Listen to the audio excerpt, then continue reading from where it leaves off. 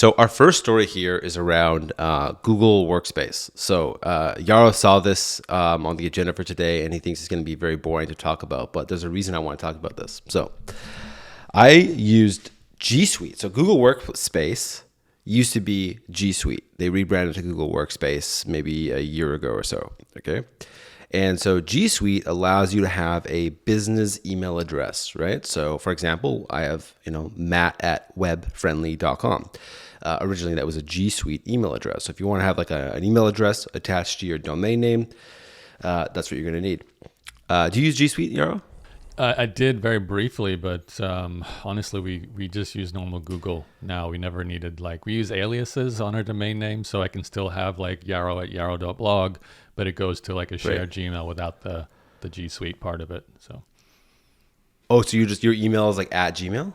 Yeah, so we have a catch-all Gmail account. So, it's funny actually. My original one was registered back in the Entrepreneur's Journey days. So it's also not the best email account. It's blogproductsupport@gmail.com. And everything in that coaching business, I had Yaro@blogmastermind.com, Yaro@Entrepreneur's Journey. All those domains went and got redirected into that one Gmail account. Great. So we're using, business-wise, we needed to have business email address to try to, pretend we're professional. We set this up, and then I had other businesses and other domains, and I needed these email addresses for, and G Suite was just very difficult for me to manage. There's a lot to it, right? Yeah. You can do a lot of things with it. So I ended up moving over about 2 years ago to Zoho Mail. Yeah, I do too. So Zoho has a whole suite of products. I find Zoho, I didn't know this, but they're like a 20-year-old company. And they huge. Started in huge. I remember looking at some numbers. I think they started in 1996 or something like that. I remember. Or something, 1999. Yeah. It was really old. I had no idea. They actually sponsored our events, Internet Masterminds events back in the day. No way. But that was the first time I'd ever heard of them at all. But anyways, so Zoho, very confusing about the amount of products that they have, but their mail product, in my opinion, is solid. Very easy to set up. I think they have 24/7 support. You can just call them. I literally was on the phone and they just set the whole thing up for me. So anytime I have to do anything, I just literally call their 1-800 number. Someone's on the phone within 5 or 10 minutes. Nice. They help me, right? So nice. I'm happy with it. It's also very inexpensive. You can create aliases, all the stuff, right? It's like $1.25 an email address, but an alias is free, right? I should say $1.25 a user, but you can have as many email addresses as you want if you set up aliases. Anyways, this doesn't have to do exactly with what happened with G Suite. So before, G Suite used to have a free plan that you would eventually upgrade to. So what happened was when we set up G Suite, it also connected to our Google Docs, Calendar, and all these other things, right? So when I moved all my email hosting to Zoho, I didn't bother canceling G Suite. It was I want to say it was less than $20 a month. And all my Google Docs were there. And I knew, because I've experienced this before, that it's very difficult to transfer your Google Docs to another account. So I didn't want to deal with it. So I just left it there, and I was paying, I think it was $15 a month or something like that. And I just ignored it. I just didn't care. But now Workspace has jacked up their prices. So what used to be $15 a month is now $70 per month.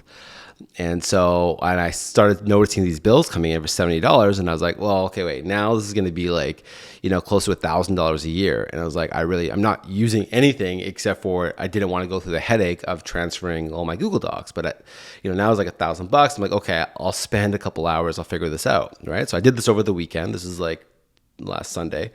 I was like, okay, I'll go and figure out how to do this. So I figured out transferring all my Google Docs over. And then I was like, okay, good. I got all my docs. It actually wasn't as hard as I anticipated, but it was still cumbersome to figure out, right? It's not clear. Let's just say that. It's definitely not clear. But you have to put everything into a shared folder. It's a new feature, okay? You move all your docs into a shared folder. You add your other Google account into the share folder, and then you could see it in your other Google account. Then you just transfer everything into your own Google Drive account. That's how you do it. So it is actually simple if you know how to do it, but it took me 2 hours to figure out how to do it with going through their support, all right?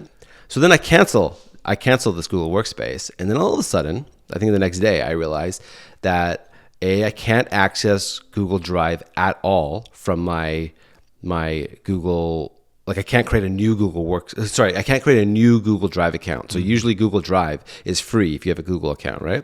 So I couldn't create a new one. I was like, oh, that's weird. And then I realized that my calendar wasn't working anymore. I was like, my calendar, and I have all these, meetings going on. Right. So, and then my Calendly broke. So my Calendly was connected to my business email address. So now my Calendly's broken. My calendars don't work. I can't access Google Drive at all. And so my whole Monday is just like everything was just fucked up. I ended up spending over 4 hours troubleshooting, trying to figure it out. I joined Facebook groups and, that people with Google Workspace people, whatever. I was really digging. I ended up talking to Google Workspace support through Twitter. I DM'd them. They responded very quickly, and they explained to me that I can go and fuck myself. So basically what they're saying is that if you cancel Google Workspace, then Google will punish you by not allowing you to use any Google products with that email address ever again for the rest of your life. So I was like blown away. I was like, how could this be? Like, why would Google do this to people, right? And then I remembered that I came across this article here that's on my screen about this whole G Suite Workspace, kind of what's going on there. So I'm going to break it down because there's 3 articles here. I got Google requiring all G Suite legacy free edition users to start paying for Google Workspace this year. So that was what I was originally on, was G Suite free edition. Then I upgraded to the paid edition at some point. Then it converted over to Workspace at some point, and then I started paying much higher fees. Then there's an updated article. So that first article came in on January 19th. Next article comes in on May 16th. It says Google lets personal users stay on no cost legacy G Suite with custom Gmail domain, right? So like, oh, cool. That means I should be able to stay on some free plan, so I don't have to worry about Google screwing me over and not letting me use any Google product. So that's what I was kind of diving into. I was like, okay, well, I used to be on G Suite's free thing. How do I get back onto it? And basically, it's not there. So even though this article says that they are letting people do this, I've done some diving into this, and it appears that no one has actually seen this in their account. There is no free version of this.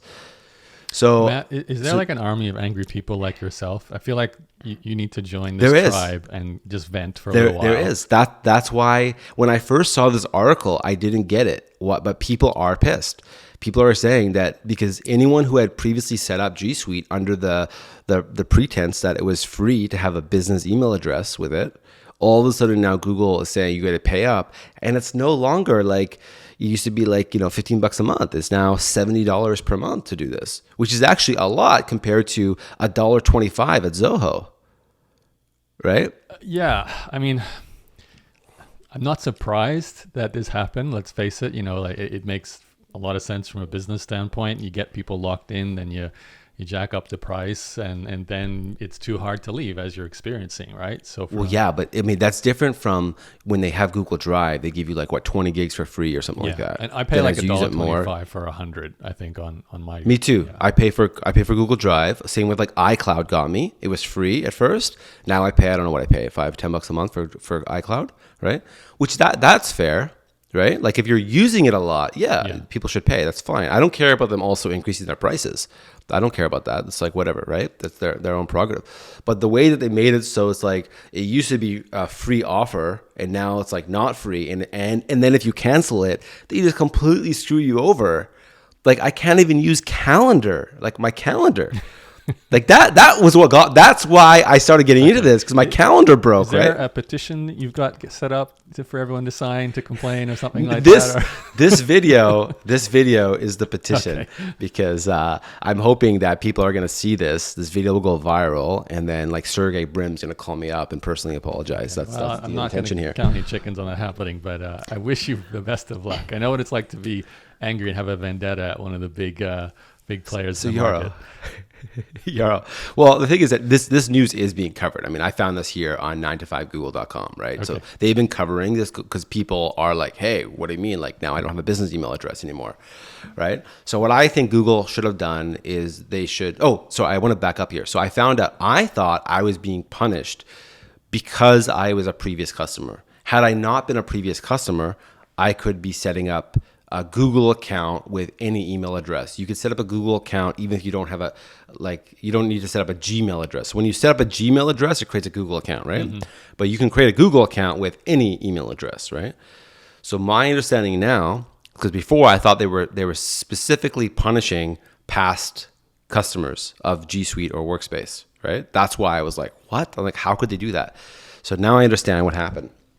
What it is that you can no longer, I think, I haven't tested this, but from my understanding of talking to support, you can't create a Google account that accesses Drive, Calendar, or anything like that anymore with a business email address at all, regardless if you were a past customer or not. Because that's what was really irking me, was that I was being punished for being a past customer and canceling, right? That's what I'm still 100% on. But based on talking to their support, that's what I'm understanding now, is that you cannot create a Drive account or you can't use Google Calendar at all with a business email. As you're saying this, I'm into like Web3 and the decentralized web.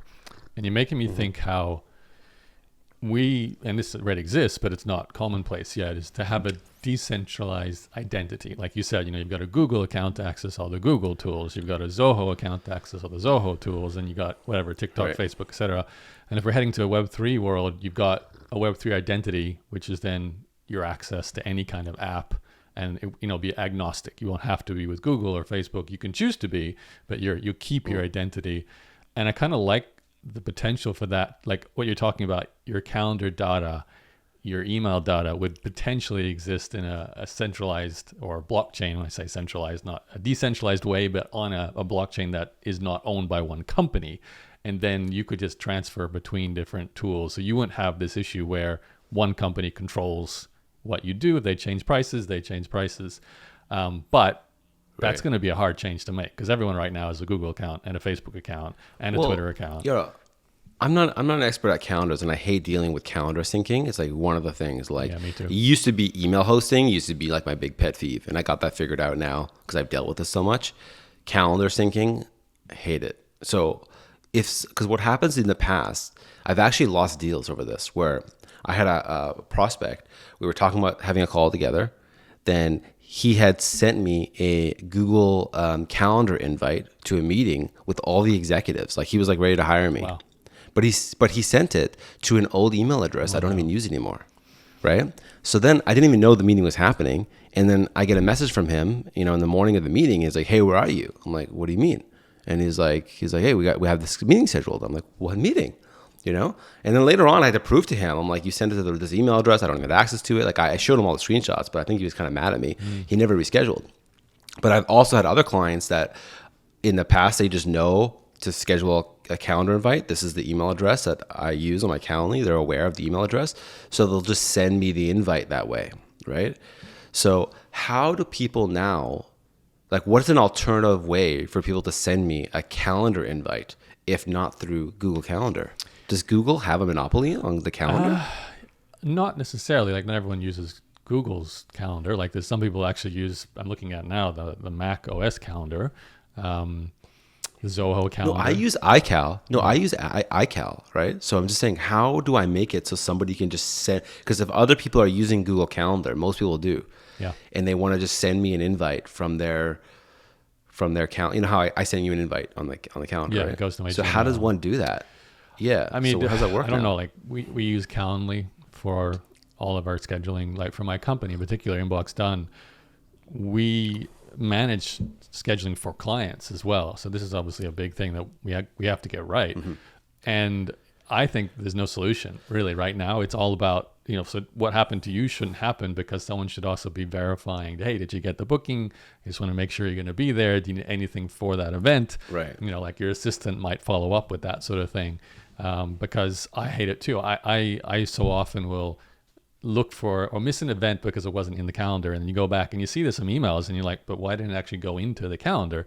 So I don't even trust the calendar. I will always check emails, especially for important stuff like a sales call, like you're talking about there. But I think you actually bring up an amazing business opportunity for someone who could, I don't know, come up with a better way to, I'm not even sure how to do it. Maybe a calendar on blockchain is the way to go, because that would be something that would be, it's funny saying this, it's decentralized, but it's a centralized location for the data. Like, it's only one place to go. So if they sent it to the wrong place, it would be impossible, because you only have one address on the blockchain. So there's only one place your bookings could go to. I don't know. Someone's working on that, no doubt. But yeah, you're right. It's not a great system right now. Interesting. Yeah, because I never realized until this happened to me that, like, you need Google Calendar. Like, you know what I mean? Like now I switched it over to my Gmail, right? But now I have a lot, like I never was the type that would create an event in my calendar and then send invites inside the calendar invite. I just did it to you when we were doing this thing, but I told you I did it, right? Yeah. But I never do that. But I noticed like recently a lot of people do that all the time. Yeah. Oh, and lots then of I've people always do like, that. I miss things. Yeah, I miss things Calendly. because of I mean, that. Calendly should trigger. I use creation Calendly as well, right? Yeah, Calendly. But before Calendly was connected to that old email address that was connected to Workspace, right? I just switched. Once I realized that all I had to do was switch my Calendly to my Gmail, and it was like fine, right? So it's like I got Calendly going. But it's this idea of people creating an event in their calendar and then using the invite people, and then that has to sync to your calendar. Matt, I'm still going to say I'm a little bored of this topic. I know you love it. Let's switch. I want to move Let's go to on. the next story. Let's go on.